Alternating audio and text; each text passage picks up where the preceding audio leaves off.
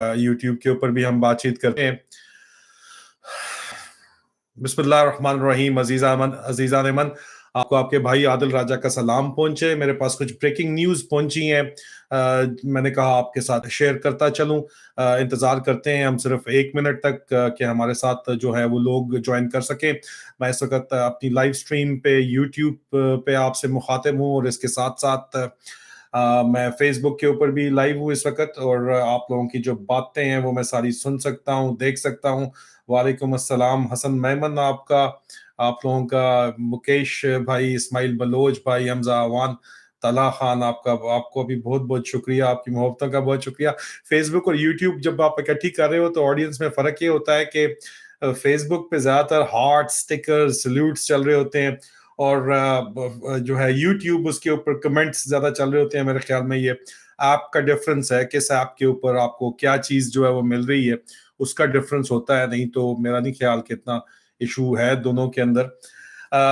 अजीजा Neyman, मेरे पास जो breaking news पहुंची है वो ये है कि चीफ जस्टिस साहब को धमकियां दी जा रही हैं। जनाब, चीफ जस्टिस साहब को शदीद नताइज की धमकियां पहुंचा दी गई हैं लेट नाइट, और उनके जो जज साहिबान उनके साथ खड़े हुए हैं, हक और सच के साथ खड़े हुए हैं, और जो अवाम के साथ खड़े हुए हैं, जो पाकिस्तान के साथ खड़े हुए हैं, उन जज साहिबान को शदीद नताइज की धमकियां दी गई हैं। एक तरफ से धमकियां दी गई हैं, अभी ये बड़ा इंटरेस्टिंग आपको मैं बताता चलूं कि आईएसआई इंटरनल विंग को इस्तेमाल किया गया है धमकियां देने के लिए, और गीदड़ भभकियां लगाने के लिए, और मार्शल लॉ की धमकी और इमरजेंसी की धमकी लगाने के लिए। इमरजेंसी लगा देंगे, मार्शल लॉ तो इनको पता चल गया, पाकिस्तानी पब्लिक को पता चल गया कि ये इनकी लगाने की जरूरत और हिम्मत नहीं है, क्योंकि इनके जो अमरीकी अबू जान है उन्होंने इनको मना कर दिया है। रिचर्ड ऑल्सन ने भी इनको मना किया है, जलमाए खलीलजाद ने भी खुलेआम इनको मना किया है, तो वहां तो इनकी हिम्मत है नहीं। लेकिन इमरजेंसी लगाने की खबर जो है इन्होंने चला दी उसके बाद, और इमरजेंसी लगाने की धमकियां, शदीद नताइज की धमकियां पहुंचाई गई मुख्तलिफ जराए से। मिनिस्ट्री जो फेडरल गवर्नमेंट चोरों की इन्होंने बिठाई हुई है, उन चोरों की हुकूमत में इन्होंने एक जो मौलवी लगाया हुआ है वो, और दूसरा राणा सना जो लगाया हुआ है, इनको इस्तेमाल करते हुए ये धमकियां पहुंचाई गई जज साहिबान को। नवाज शरीफ के गुल्लू भट्ट भेजे गए, गुल्लू भट्टों ने पहले जो है वो धमकियां सुप्रीम कोर्ट ही के जजों को इस्तेमाल करके साथी जजों को ये धमकियां पहुंचाई कि इमरजेंसी लग जाएगी, अगर आपने अवाम के हक और आइन के हक में फैसला किया तो इमरजेंसी लग जाएगी। इमरान खान साहब ने आज ये बिल्कुल बहुत बेहतरीन बात की कि अब फैसला आपने करना है। पाकिस्तान की आईनी तारीख में एक ऐसा मोड़ आ गया है जहां पे फैसला करना होगा जज साहिबान को और पाकिस्तानी कौम को कि वो क्या पाकिस्तान को तुर्की जैसा एक मॉडल देना चाहते हैं, या पाकिस्तान को म्यांमार बनाना चाहते हैं, बर्मा बनाना चाहते हैं, जहां का कोई जो है जहां पे जर्नलों की हुकूमत है, या अवाम की हुकूमत वाला तुर्की बनाना चाहते हैं। लेकिन ये बात वाजे हो चुकी है कि शरीफ क्या चाहते हैं, बबल भट्ट पार्टी क्या चाहती है, जिसकी वजह से उन्होंने गुल्लू भट्ट भेजे हुए थे। आज टोटल गिनती के 25 गुल्लू भट्ट, और उसके अलावा उनका लीडर, भगोड़ा लीडर जो है वो क्या चाहता है, ये बात भी इंतहाई वाजे है। उसकी वजह से उसके वकील जो इस वक्त सुप्रीम कोर्ट के जज बैठे हुए हैं उन्होंने, और उनका नौकर जो Asim Munir retired lieutenant general बैठा हुआ है, ये सब मिलके पाकिस्तान पे अपनी मर्जी मुसल्लत करना चाहते हैं। और उसके लिए इन्होंने चीफ जस्टिस साहब और उनके हामी जज साहिबान को इन्होंने जो है वो शदीद नताइज की धमकियां, ना सिर्फ इमरजेंसी लगाने की धमकियां इन्होंने लगाई कौमी सतह के ऊपर, बल्कि जाती सतह के ऊपर भी उनको ये धमकियां दी गई कि तुम्हें हम छोड़ेंगे नहीं, तुम्हारी सिक्योरिटी उठा देंगे, और तुम्हारी सिक्योरिटी हटाने के बाद तुम्हें और तुम्हारे बच्चों को भी नहीं बख्शा जाएगा। इस तरह की धमकियां चीफ जस्टिस साहिबान और सुप्रीम कोर्ट के जज साहिबान को लगाई गई हैं, डायरेक्ट और इनडायरेक्ट। और उसमें सुप्रीम कोर्ट के जज साहिबान का इस्तेमाल किया गया मुहज्जब धमकियों के लिए कि योर ऑनर इमरजेंसी लग जाएगी। और जो गीदड़ भभकियां हैं और धमकियां बबल भट्ट पार्टी वाली, ये जो उन्होंने इकट्ठी की हुई है, जो चोर डकैत इस पार्टी में इकट्ठे हुए हैं, वो वाली धमकियां इन्होंने इनके अपने जो पार्टनर, जो इनके नौकर हैं आईएसआई में, उनको इस्तेमाल किया है हरामखोरों को आईएसआई में। और मारखोरों ने ये बात बताई है कि हरामखोरों ने ये काम किया है। और साथ ही जो है उसके अलावा इंटरनल विंग पूरा जो है मुख्तलिफ जराए से जो जज साहिबान के करीबी लोग हैं उनको बताया गया, डराया गया इमरजेंसी लग जाएगी। लेकिन आज के जो जज साहिबान के रिमार्क्स हैं चीफ जस्टिस के बिलखसूस, वो ये बताते हैं कि वो धमकियों और गीदड़ भभकियों की वजह से अभी तक तो डरे नहीं है, और उनके डरने की कोई इस किस्म की अभी तक नजर भी नहीं आ रहा। कोई उम्मीद भी इस तरह की नहीं है कि वो डर जाएंगे इतने आराम से। डरे हुए वो नजर भी नहीं आ रहे।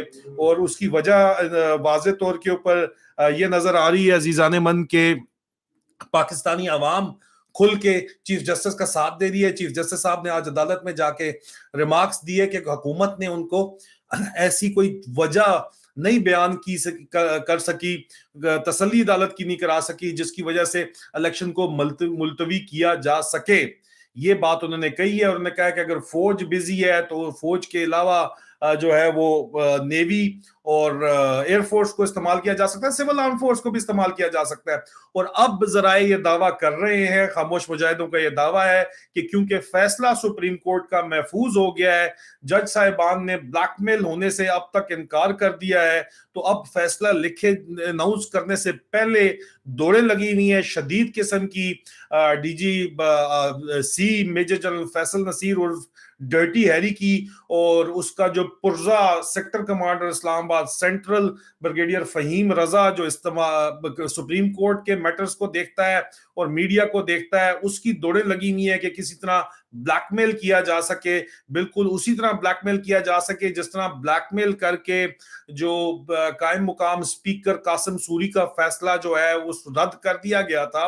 बिल्कुल उसी मॉडल के ऊपर जो है वो ब्लैकमेल जजेस को करके बैठ के किसी तरह ये फैसला भी जो है इसको आखिरी टाइम के ऊपर चेंज कराया जा सके, और ये फैसला आइन के हक में ना हो बल्कि चंद अफराद जो पाकिस्तान के ऊपर जबरदस्ती बादशाहत अपनी कायम करना चाहते हैं धौंस धांधली और बदमाशी से, उनके हक में यह फैसला हो। तो इसलिए अब दोबारा फुल फोर्स के अंदर sector commander Islamabad brigadier Faheem Raza active है, मेजर जनरल फैसल नसीर और लेफ्टिनेंट जनरल नदीम अंजम के ऑर्डर्स के ऊपर। और ये मिले में है, यहाँ पे अवाम को ये बताया जा रहा है कि DGISI नहीं मिला हुआ आर्मी चीफ के साथ, हालांकि आर्मी चीफ भी शरीफों का नौकर बना हुआ है और DGISI भी शरीफों के नौकर बना हुआ है, क्योंकि इनके मफाद एक हैं अजीजान मन। इन्होंने मिल बांट के पाकिस्तान का जो है गोश्त नोचना है गिद्ध की तरह, जो ये काम इस वक्त कर रहे हैं इंतहाई बेहतरीन, अपनी अपने लिए बेहतरीन तरीके से यही काम कर रहे हैं,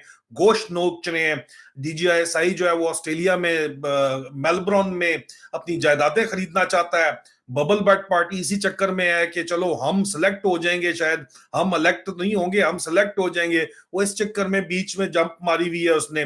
और एक तरफ आसिम मुनीर अपनी कमजोरियां देख के आया हुआ है लंदन में, रिटायर्ड आर्मी चीफ जब लगता है तो अपनी कमजोरियां तो देख के आता है। वो इस चक्कर में है कि अवाम के ऊपर अपनी फैसला मसलत कर सके। और इमरजेंसी का जो शोर मचाया जा रहा है वो इसलिए मचाया जा रहा है कि जज साहिबान को डरा के फैसला अपने हक में कराया जा सके।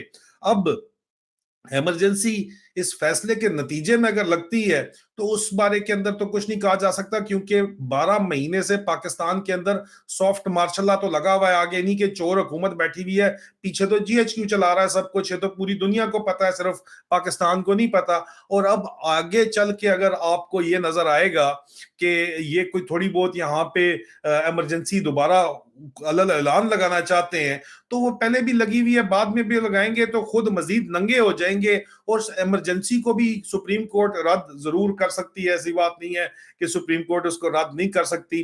अभी तक सुप्रीम कोर्ट को धमकियां और धौंस और धांधली के बावजूद जो है जस्टिस उमर अता बंदयाल साहब जो है वो अपना बैलेंसिंग एक्ट नहीं खेल रहे हैं। वो अभी तक लगता यही है कि आइन के साथ चल रहे हैं, लेकिन ये फैसला अनाउंस होने के ऊपर बात वाजे खुल के सामने आ जाएगी। लेकिन सुप्रीम कोर्ट के जजों को धमकियां लगाना कोई नई बात नहीं है। खबर बहरहाल ये दोबारा वही पुराने छापे के साथ ये काम चल रहा है। ये कोई नया काम नहीं है कि जजेस को धमकियां लगाई जाए, लेकिन मल्टीपल एंगल से धमकियां लगाई जा रही हैं। मैंने आपको समझा दिया और बता दिया कि किस तरह। अजीजा ने मन जूं जूं खबरें पहुंचेंगी उसके साथ साथ अंदरूनी खबरें खामोश मुजाहिदों से जो पहुंचेंगी। ऑन द लाइटर नोट, आज किसी ने मेरे साथ शेयर किया, किसी अजीज ने मेरे साथ ये शेयर किया कि एक वायरल पोस्ट फेसबुक के ऊपर चल रहा है कि लोग कहते हैं कि जी खामोश मुजाहिदों को, कि खामोश मुजाहिदों से मेहरबानी है कि खामोशी से कॉन्स्टिट्यूशन एवेन्यू के ऊपर ईंटें पहुंचा दें, हमने वट्टे बनाने हैं। तो वो खामोश मुजाहिदों को फिर दोबारा वही पुराना तरीका कार के असी कुछ नहीं करना, जड़ा करना है खामोश मुजाहिद कर लें, है जी। तो फिर आपने अगर कुछ नहीं करना और आपको प्लेट में ही चीज चाहिए तो खामोश मुजाहिद आपको मेरी तरफ से प्लेट में बिस्कुट प्रेजेंट करते हैं, बिस्कुट खा लें चाय में डुबो के और सो जाएं। फिर अगर आपको अपनी आजादी चाहिए तो वो आपको खुद छीननी पड़ेगी। That is all. अजीजा ने मन आपका बहुत बहुत शुक्रिया, दोबारा आप लोगों से मुलाकात होती है। फी अमान अल्लाह। बहुत शुक्रिया।